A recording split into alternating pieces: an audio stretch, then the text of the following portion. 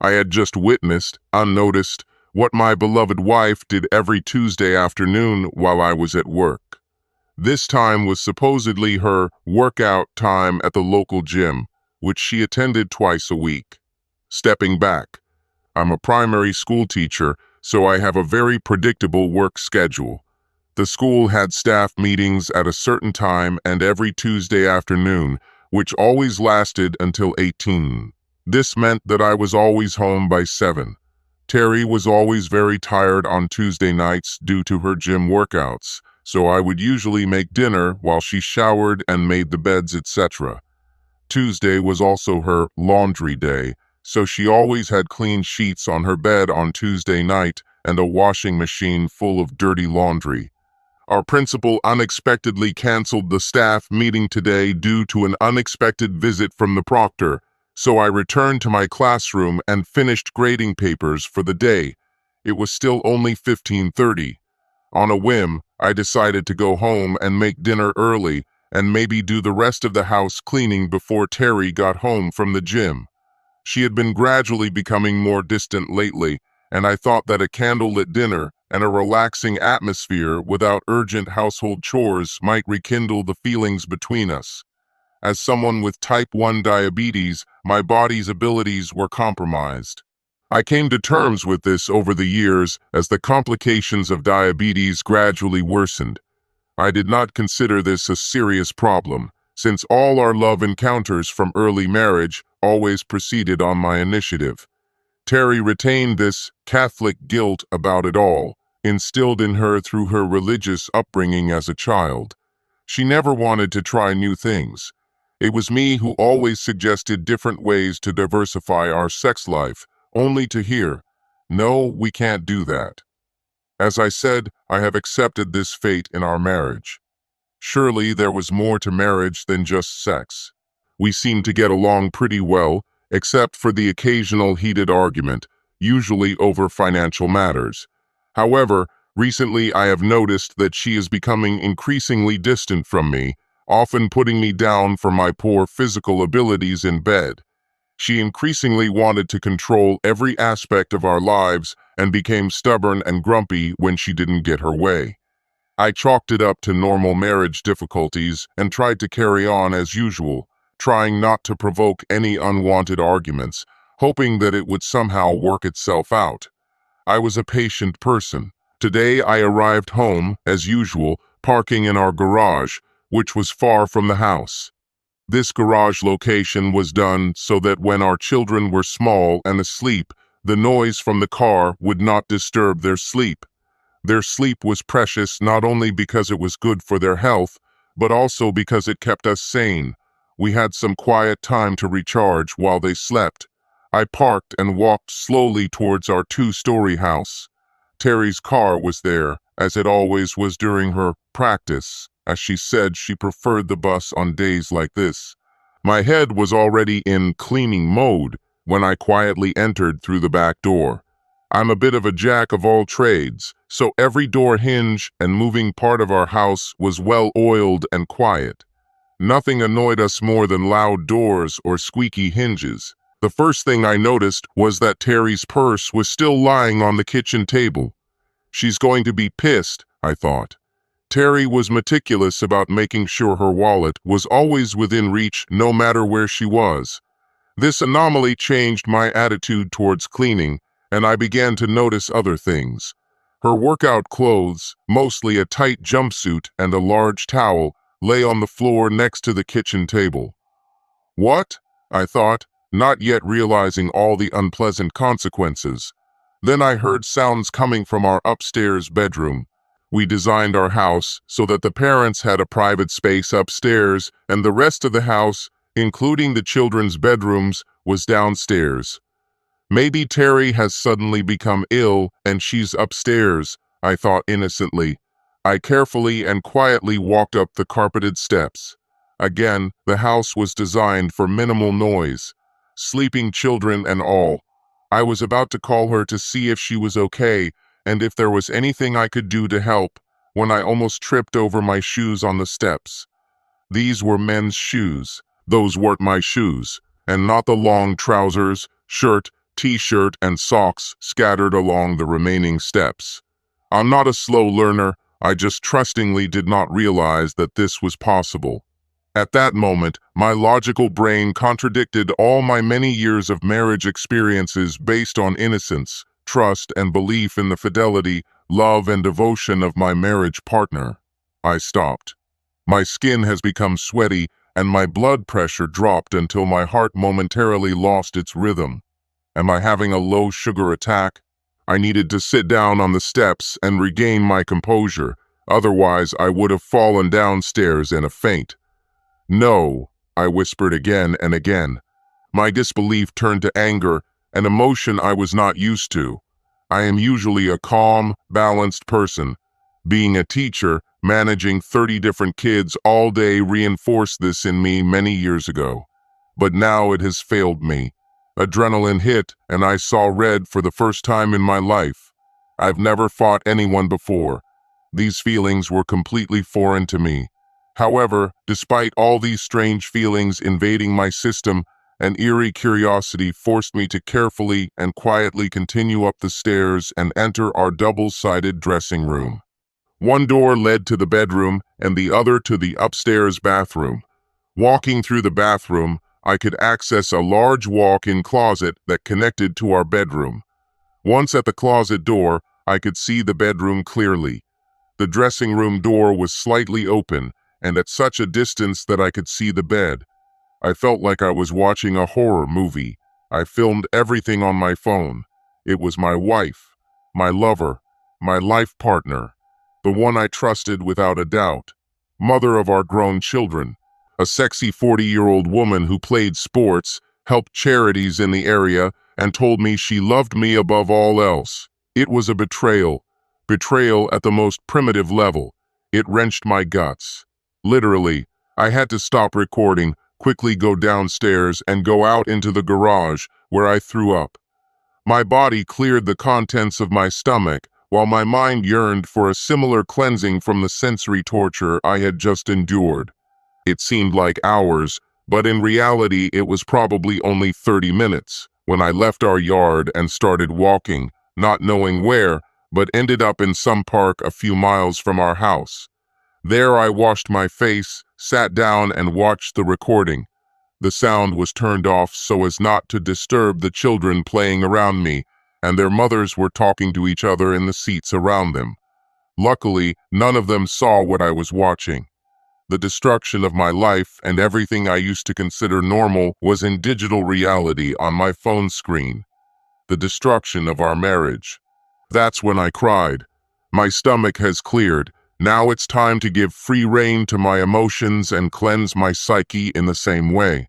I cried until a sound interrupted me. The warning beep of impending battery failure distracted me from sobbing. The park was empty. Empty like my soul. My body felt light, almost unearthly, as I floated home. All the weight that was holding me and my life down was taken from me, leaving me only a walking shell.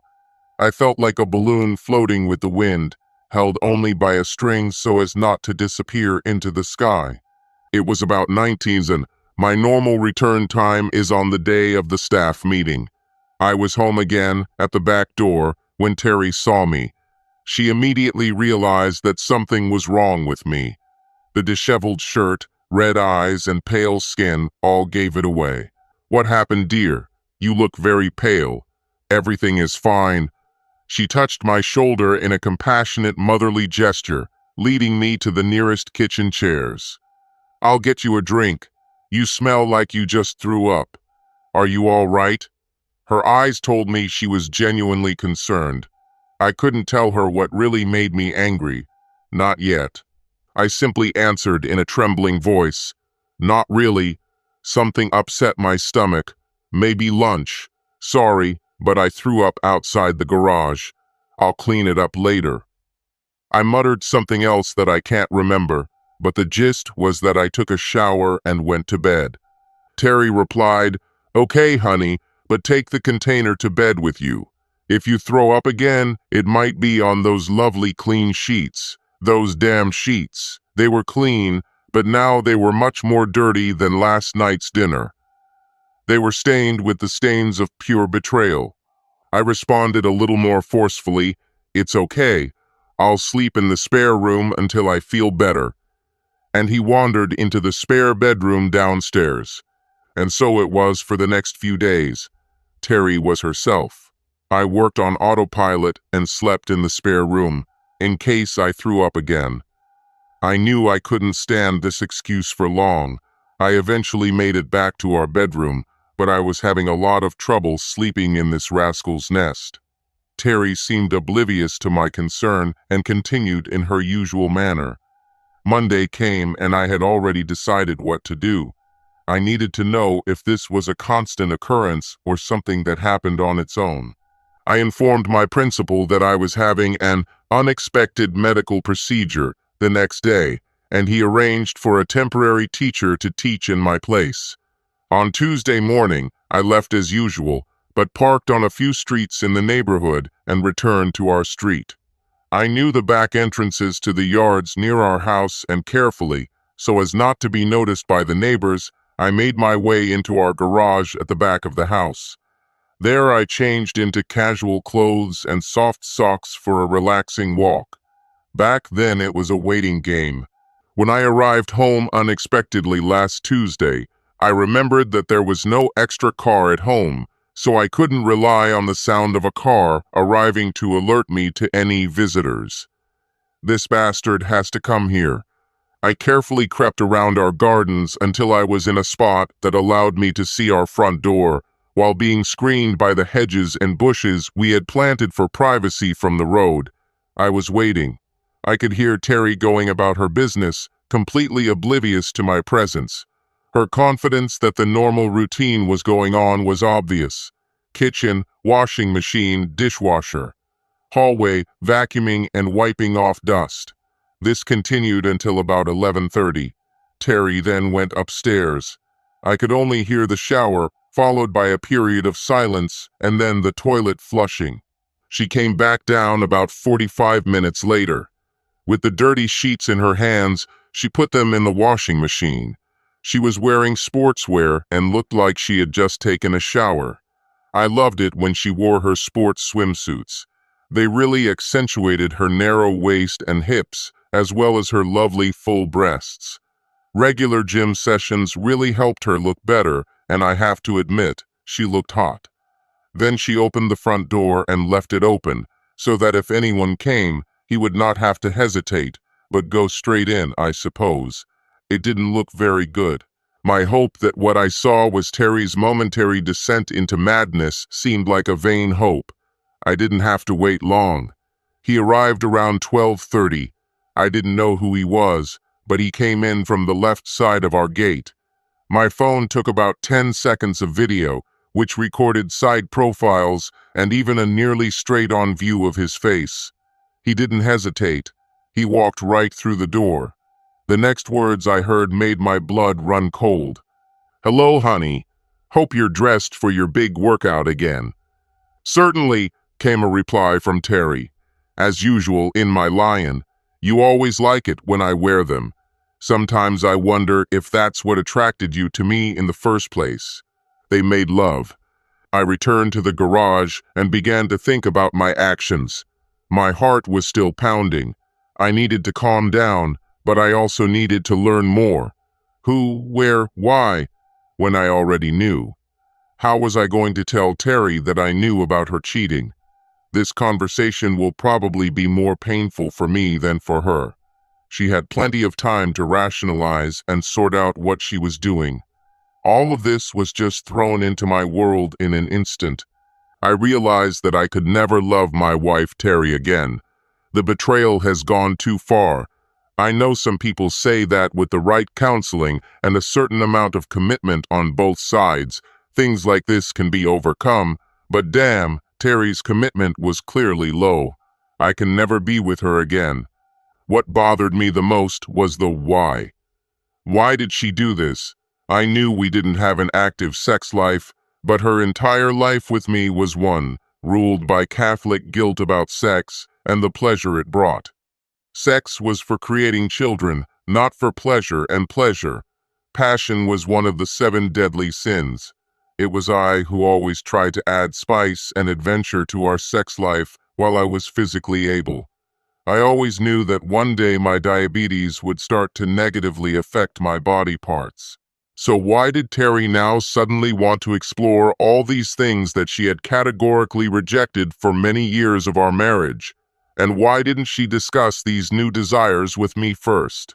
I realized that sexual betrayal was just an outward manifestation of a deeper lack of trust and desire to share intimacy. My marriage has completely broken down. She betrayed our marriage to the very core. I admit I felt guilty for her betrayal. Maybe I could have done more to improve our sex life, but maybe I should have constantly asked her about her desires instead of allowing the status quo to take hold. Maybe she felt she couldn't discuss it with me. I needed to look deeper into these issues. Where and when did this all start? I knew Terry had been going to her gym workouts for at least 2 years. This was her New Year's resolution all those years ago. I fully supported her in this. As a diabetic, I fully understood the need to maintain a healthy, balanced lifestyle that included regular exercise. I knew that Terry went to a gym 2 bus stops from our house, one that was visited by many married ladies in our area. I thought this was a great idea as it helped Terry connect with other women and create a little community among our neighbors. These women became very close to her. They even convinced her to help with numerous charity events in our area. Perhaps the gym was the place to start.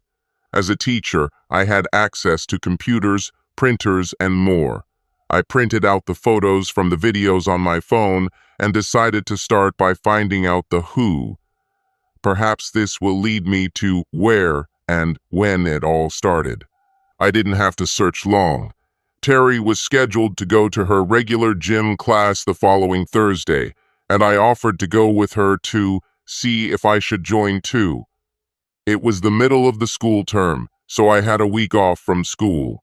Terry didn't really want me to go, making excuses like, "There's only a bunch of married ladies there, and we basically talk the entire session." Or the weakest excuse, which sounded like, "Who will be home while I'm at the gym?" But I persisted and was eventually able to go with her the following Thursday. At first, when I walked into the gym, it was like a scene from a movie where someone orders milk in a saloon. All eyes were on me, and I also noticed some side whispers from many of the women. Terry explained this by saying that the women weren't used to seeing her with someone at her regular classes. The session began with the usual warm-ups and stretches. This was followed by an hour and a half of training on different machines to work each muscle group.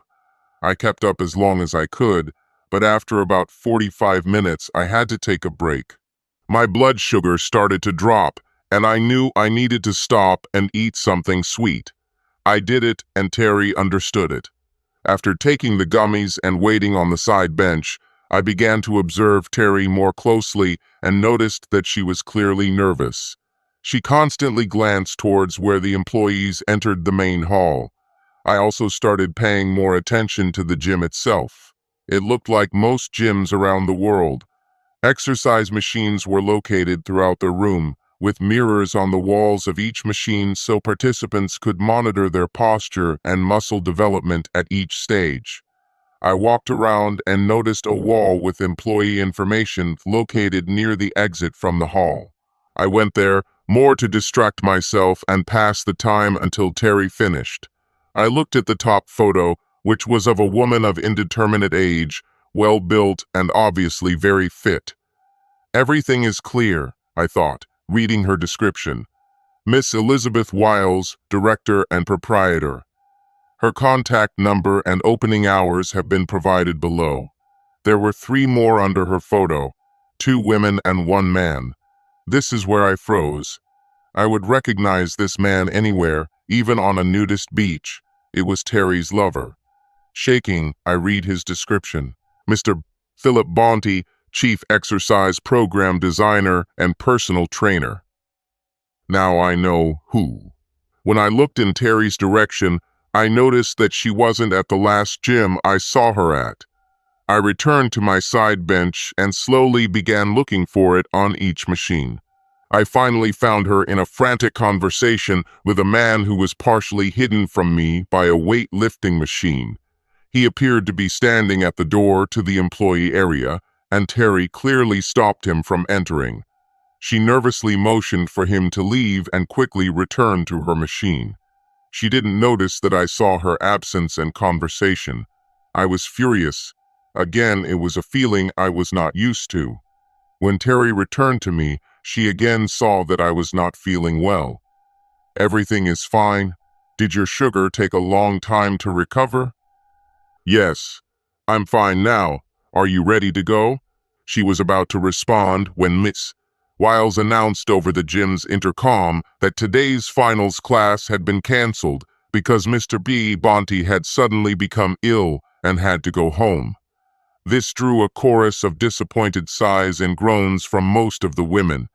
It seemed like his session was almost the climax for most of these ladies. This is worth exploring, I thought, looking at Terry. She didn't make a sound at the announcement, but she seemed relieved. "Let's go," she said hastily, gathering her towel and bag from the storage area. We had just left when one of the women, whom I did not immediately recognize, approached Terry. "It's a shame Phil couldn't finish as usual today," she commented. "Right," Terry replied and walked toward the car in a way that made it clear that she didn't want to talk about it right now. "Okay, see you," Terry exclaimed. She was in the car faster than I've ever seen her. The ride home was quiet. Terry just relaxed, or at least seemed relaxed. She threw her head back, closed her eyes, and tried to breathe slowly. I noticed it. Maybe now I could find out more, since she was clearly very relieved about something. "That was an interesting activity, dear," I commented. "The machines are really well designed. No wonder you look so slim and fit." "Thank you, dear," she replied. "You are right. They do have an extensive exercise program. I like going there. The women there are nice too." "It's a pity that Mr. Bonte became ill," I continued. "You mean Bonte," she answered too quickly. Philip Bonte.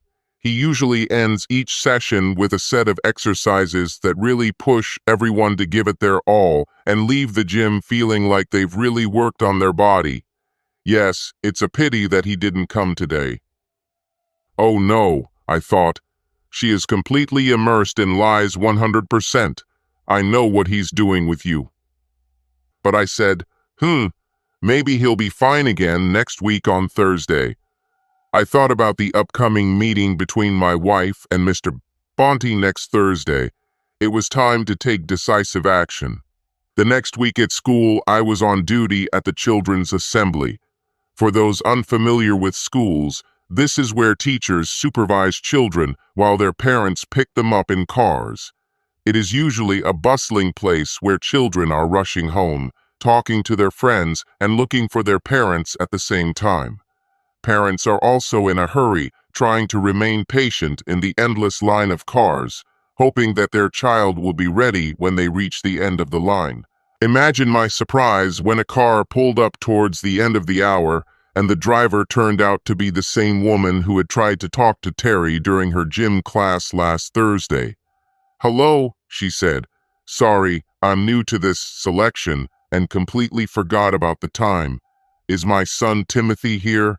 As teachers, we deal with situations like this all the time, especially when someone is new at school, so I promised that I would find him while my colleague watched the remaining children.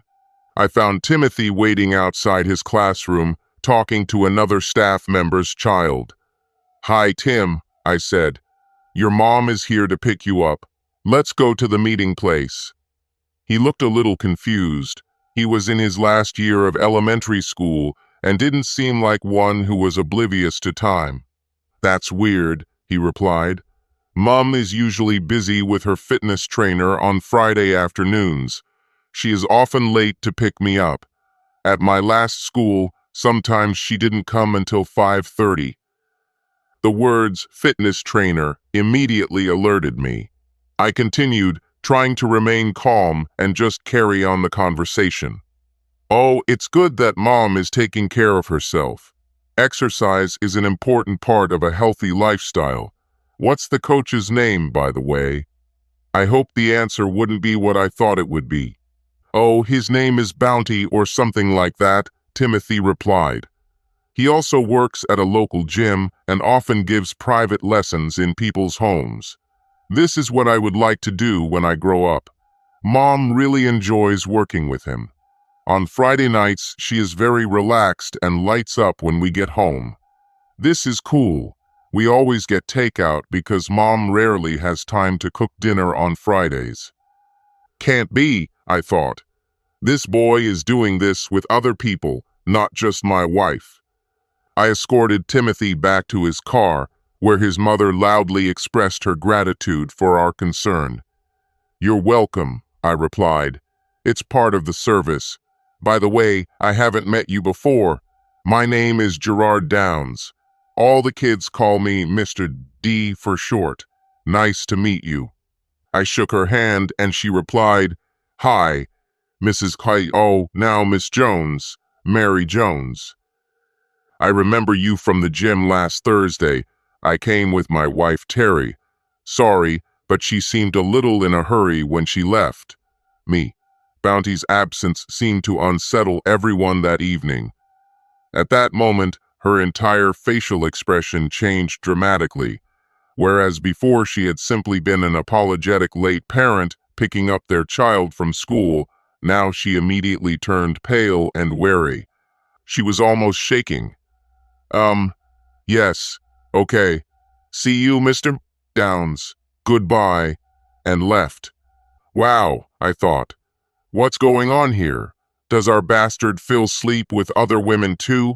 I admire his toughness, but it doesn't change the fact that he's an absolute bastard. I am not a moralist who judges everyone by their sexual behavior. Not at all. What happens between two or more consenting adults is their business. However, when one of the adults is married, there is a line that cannot be crossed. If a married person feels the need to have sex with someone else, he should discuss either divorce or an open marriage with his partner. Not doing this is low. As low as possible. For a single person to voluntarily and knowingly enter into a relationship with a married person is also wrong in my understanding. It was time to plan my future, which I was thinking of doing with my then lover Terry. This future seemed bleak. It included just me, alone, without Terry, definitely, but maybe also without anyone. My anger allowed me to go down a path I never thought to explore, the path of revenge. I started collecting all the important little details that are hidden in a couple's daily life. Who pays the bills? Which insurance company do we work with? When do we pay utility bills? From which account is a particular bill paid and when? And so on and so forth. My database of all this information began to grow. I discovered that we only had a small amount left to pay on our mortgage and that my retirement account had reached a staggering $900,000. Thank you to our teachers' union for insisting that compulsory pension contributions be part of teachers' basic conditions of employment. I realized that according to what I read on the internet, there is no way to avoid the fact that all our assets should be divided equally. Our children were no longer dependent on us. We actually had a lot of savings in cash ready for our planned trip abroad. About $30,000. This trip will no longer take place. I decided that the first step would be to seize these funds as quickly as possible before Terry learned that I had discovered her betrayal. I secretly disabled various appliances in our house by unplugging wires here and there. While she was away, I would claim that Mr. So-and-so came and fixed the device, charging a fee in cash for a discount. I then hid this money and repaired the device myself. This way, I managed to save up about $20,000.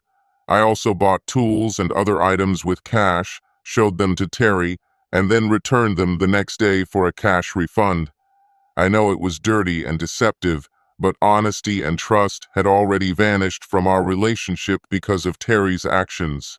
The whole situation was turning me into something I never thought I would become, a liar. Terry's Thursday sessions with Bonte continued. I no longer attempted to pursue a sexual relationship with Terry. We just lived together, like two roommates. My personal belongings gradually disappeared into boxes in the garage. Terry rarely went into the garage, so she didn't notice the changes. Her car was usually parked in front of him. She was content to leave the garage as my territory. One day she asked why some of my personal items were no longer on the shelves. I just laughed it off, saying I accidentally broke them or didn't want them anymore. She was happy with these answers, mainly because most of my items didn't match her color scheme or what she wanted the room to look like. When most of my things were put away this way, it really didn't make much of a difference to the interior of the house. It made me realize how much I had given in by allowing Terry to dominate so much of our existence. I took all the money I could out of my retirement account and bought a small house, a very small house on the outskirts of town. It only had 2 bedrooms and a small yard, but it had a garage and was close enough to the school where I worked. The good part was that the mortgage balance was such that I could easily handle the payments, even on half my salary. This was not a mansion. It's amazing what good deals you can find if you don't aim for shiny, popular areas. My preparations for separation were in full swing. I gradually moved my personal belongings to the new house. Furniture was not an issue as I could easily find used items in thrift stores. My life seemed used, once loved, but now forgotten and relying on charity to have any value. It's time for the players to get their well-deserved rewards. I edited the footage I had of Terry and Phil. Soundless. What they said to each other was too painful. At one point I heard that bastard Phil call me that sucker. Terry didn't object, but to her credit, she flinched slightly. She knew that what she did was wrong, and her guilt showed itself often in small details. After each session with her lover on Thursday, she tried to initiate some form of contact with me, of course on Friday as she had to recover. But I couldn't agree. My heart and ego were as cold as ice. Okay, maybe some of the blame was on me too. However, I did not look for satisfaction on the side. The complete change I saw in Terry often left me speechless. I often found myself just shaking my head and staring into space. I could have taken this journey of sexual freedom and experimentation with her, instead of being left behind by her betrayal and deceit. At this time, contact with Mary Jones again occurred. This time she initiated contact. I will always remember this. Again, it was at a children's gathering after school. She was the last parent to arrive, so I was left alone with Timothy, her son, awaiting her arrival. When she arrived, she looked back, and I saw that she was very nervous and seemed to have recently cried. Teachers notice these things because they often indicate what's going on in students' lives and give us clues about how to help them learn better. "Mr. D, can I see you for a minute?" she asked nervously. "Certainly. No one is coming, so just leave the car there and go to my office," I replied. I always called the benches around the school my office. She parked, Timothy played with a soccer ball, and we sat together on a bench near the assembly area.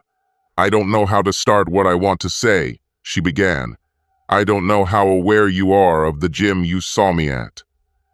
I looked her straight in the eyes. "I know my wife Terry loves going there, and that it has really helped her stay fit and active," I answered carefully. "There are things you should know about what's going on there," she continued. I saw that she began to cry, and it was hard to speak. "Does this have anything to do with Philip Bonte?" I asked, trying to quickly bring her to the point. "You have no idea how much this has to do with that pig," she said with rage. "I think I know, Mary," I replied. "Thanks for sharing this," unable to keep the venom out of his voice. "But I already have a plan for the whole situation. I really believe in karma, and I think it may manifest itself soon. This bastard has to pay, Mary almost screamed. He doesn't care who or how he hurts, just to satisfy his sexual vanity. It's something he can show off to his friends at the bar. If you need my help to get revenge on him, let me know. This bastard must pay and pay dearly, she repeated. She called her son and left. I sat there for a long time, thinking. I was almost glad that Mary shared this with me.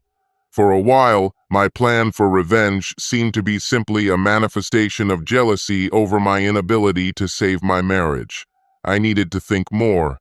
I wondered how many more women he had involved from the gym. It's time to gather the facts. I couldn't help but admire this man's endurance, but I guess even the devil doesn't get tired. I found out that he works there every day except Monday when the gym is closed. I remembered the phone number listed on the stand at the gym. Using the telecommunications company directory, I found his address, no more than 3 blocks from our house. No wonder this asshole could walk to our house. I told Terry that I would be walking every day at 5 p.m. I told her that this was at the insistence of my diabetologist. Luckily, Terry didn't want to join and knew it wouldn't interfere with her meetings, so everything went smoothly. The first evening, I went straight to Bonte's address and saw that he lived on the ground floor of an apartment building. His car wasn't there, so I waited nearby to see when he arrived. He always left our house before 6, so I assumed he would return around that time. That's right, he entered his apartment a little before 6. This was repeated every day when I could walk, except the day of my meeting at school. I figured he does this every day the gym is open. Does he sleep with women every day? I was again amazed at his endurance. I needed to know if he had sex with other women. My walks began to start earlier and earlier to see when and where he went each day.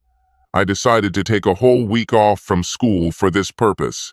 Luckily, having been a diabetic for many years, it was easy to get a sick note from my doctor. I visited an electronics store and bought everything I needed. A long-range listening device, one of those discreet ones, not the kind that looks like a satellite dish. Voice and motion-activated cameras, full-color HD. I bought 5 of these cameras. Another portable hard drive for my computer. I had to store all the digital evidence somewhere. On Monday, after purchasing the necessary items, I installed one of the cameras in Bonte's apartment. Luckily, it wasn't that big. It was basically a one-room apartment with a large living and kitchen dining area. One camera was enough to cover everything except his bedroom. It was easy to install. I just waited until he left for the gym and grabbed his keys from under the doormat. This idiot couldn't have been more creative. After checking that the camera was working, I left. Now, whenever he moved or made noise in his apartment, the camera with microphone would activate and transmit all the video and audio in real time to my computer, where it was also saved with timestamps. The camera started rolling as soon as Bonte returned home Monday evening. There was great footage of him eating takeaway in front of the TV before he went to bed around 9 p.m. On Tuesday, I waited until the gym closed and snuck in through the back door. This was the door that most stores often forget to check before closing. I'm lucky. I set up the following camera in a private room in the back of the gym where one-on-one health consultations were held. This was the room where Bonte often received his private clients. What kind of person have I become? Installing cameras in other people's places. A spy? Where will this all lead? On Wednesday, I waited until Terry went grocery shopping and installed the 3rd and 4th cameras in our bedroom and living room. I've been looking through the tapes since Tuesday and was surprised by what I saw and heard, but not really, given the context. Bonte woke up and immediately went out. He returned later with breakfast. The lazy bastard can't even cook his own breakfast, I thought. Then I remembered his sexual stamina and blamed myself. This man was really full of energy. He had to be doing something right physically to maintain that level of activity. He stayed home until the gym opened and then left around 10:30. He made one interesting phone call. "Julie? Hello, this is Phil. He has already gone." Pause. "Okay, see you at 12:30 at your home. Make sure you wear what I said." "No, I'll be careful. No one will see me enter your house." "Did you say he's leaving for 3 days?" "Fine. Maybe I can come on Thursday and Friday. We'll talk later, honey." With these words, he hung up and left with an obvious spring in his step. I wondered how he would explain this to Terry. On Thursday, I went down to the garage with my computer and waited for the action to begin. Almost immediately, Bonte's camera began broadcasting onto my screen. He woke up and, after going out to get breakfast, returned and dialed the number. It was Terry's phone number. The cameras showed her side of the conversation too. This spy shit was exciting. "Hey, it's Phil. How is my beloved feeling today? Should Dr. Phil take care of her?" "Phil, don't say that on the phone. You never know who might be listening. Luckily, my stupid husband went to work. I really, really need you." She laughed. "See you at 12:30 as usual." "Of course," Phil replied. "I might have a surprise for you. Are you ready for something new?" He waited. I noticed that Terry only hesitated for a few seconds before answering. "Anything, cannot wait," and both hung up. I wonder what this is, I thought. At 10:30, Bounty went to the gym. The camera in his private room activated shortly after. She showed him sitting at a table with an attractive woman sitting across from him. "So, Mrs. White, can I call you Joan? Do you want a customized training program? Is our program no longer suited to your needs?" he asked. "Well, yes and no," Joan answered flirtatiously. "My body is becoming much more toned. I feel it improving every day. Unfortunately, this extra fitness and endurance comes with too many hormones, if you know what I mean. I haven't felt this much vitality in years." "I know what you're saying, Joan," Bonte said. Even through the hidden camera audio, I could almost hear the lust in his voice. "Let me see what I can do," he continued. He suddenly stopped and sat down opposite her again. "We can plan personal training after the gym. Unfortunately, I can't do them here in the gym. You live near? I could come to your house if that would be no problem." He said this in a questioning tone. She nodded and said it would be great. She added that her husband, Mr. Price White, was away on a business trip and that they would be all alone. "Mr. White won't be a problem," she said. "He goes away often, but it might be best to keep these extra activities a secret for now." "Of course," he replied. "How about Friday at 12:30, tomorrow?" "Fantastic," Joan exclaimed. She couldn't hide her excitement as she left the gym. Strangely, she seemed quite relaxed during her gym session that day. Mary, Timothy's mother, seemed very willing to help in any way, so I asked her to put together a list of women this bastard had slept with or is sleeping with. She did this with great enthusiasm, and within a week she had names and addresses. The list consisted of 30 women, all of whom were members or former members of the gym. Terry's name was also on this list, a fact that filled me with shame and anger. Now I have almost completely freed myself from our home. I won't call it home because it has lost all emotional value. Now it was just a house. Terry once noticed that the house seemed empty lately. I simply replied that I was trying to get rid of unnecessary junk. She accepted this as it had nothing to do with her things. She even liked that now she had more space for her things. The garage items have now also been moved to my new home. All I had left to do to complete the move would be 20 minutes to pack up the remaining things and leave in the car. I contacted a divorce lawyer, and all the documents were ready to be filed at a moment's notice. Financial issues have been resolved. Our holiday fund was completely drained into my personal account. I had all the receipts for the fictitious purchases in a folder, ready to be presented if necessary. The beneficiaries of my pension fund were changed to our children, and all available amounts were withdrawn. I had my own accounts, my own credit cards, my own insurance policies. I changed the registration and insurance on Terry's car to her name. From now on, she is fully responsible for this. I could not manage the house, so here I had to rely on the courts. I bought a new mobile phone in your name and made sure it was with an unregistered number. I canceled the original phone number. I prepared a set of surprises for each husband partner of the women Mary identified. Each set included details of when and where this bastard had sex with their partners. There was also his name and address. The last item in the set was the address of a sexually transmitted disease clinic in our city, since most sex seemed to take place without protection. I also left an anonymous review on the gym's website, insinuating that the place was known to be a place where sexual predators preyed on married women. I also sent a detailed email to the gym owner stating that now is the right time to have a serious conversation with their chief instructor. I left the divorce papers, printed photographs of the videotapes of Terry and Phil, and DVDs of their encounters on our kitchen table. My wedding ring was cut in half and covered in excrement, and I placed it next to this set.